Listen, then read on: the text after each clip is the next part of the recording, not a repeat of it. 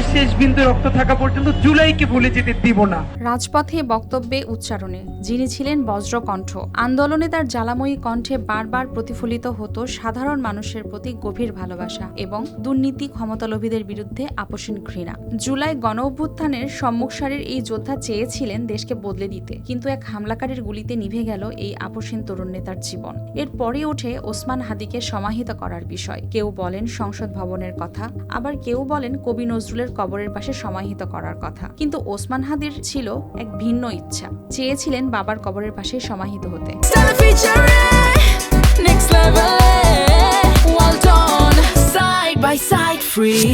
আমাদেরকে যদি কেউ গুলি করে মেরে ফেলে তাকে যেন ধরে বিচার করা হয়। পরিবারের সদস্যরা জানান ওসমান হাদির ইচ্ছা ছিল তাকে যেন সমাহিত করা হয় তার বাবার কবরের পাশে।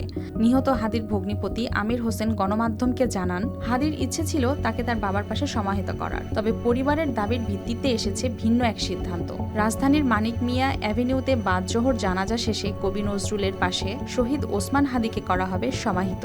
নলছিটি পৌরসভার খাসমহল এলাকায় টিনশেডের একটি সাধারণ ঘরে 1993 সালে জন্ম নিয়েছিলেন সৈয়দ শরীফ ওসমান হাদি। বাবা মাওলানা আব্দুল হাদি ও মা তাসলিমা হাদির ঘরে 6 সন্তানের মধ্যে তিনি ছিলেন সবার ছোট। নিম্ন মধ্যবিত্ত পরিবারের সন্তান হাদির বেড়ে ওঠা গ্রামেই, তবে এই ঘরে তিনি যেন এখন কেবলই ছবি।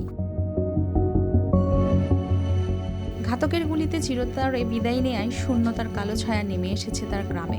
এলাকাবাসী জানান শৈশব থেকেই ওসমান হাদি ছিলেন প্রতিবাদের এক কণ্ঠস্বর। নেসারাবাদ NS কামিল মাদ্রাসা থেকে দাখিল ও আলিম শেষ করে ভর্তি হন ঢাকা বিশ্ববিদ্যালয়ে। স্বজনদের পাশাপাশি গ্রামবাসীর কাছে ওসমান হাদি যেন একটি নাম, 24-এর গণ অভ্যুত্থানে নেতৃত্ব দেওয়া অন্যতম নায়ক। তার কাছে বাংলাদেশ কেবল একটি রাষ্ট্র নয়, ছিল তার অস্তিত্ব, তার বিশ্বাস। তাই তো তার নিহতের ঘটনা মানতে পারছেন না কেউ।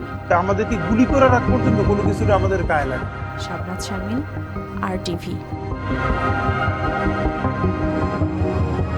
আমি চূর্ণি, আমি কত সম্মুখে যাহা পাই যাই চূর্ণি, আমি নিত্য পাগল ছন্দ, আমি আপনার তালে নেচে যাই, আমি মুক্ত জীবনানন্দ।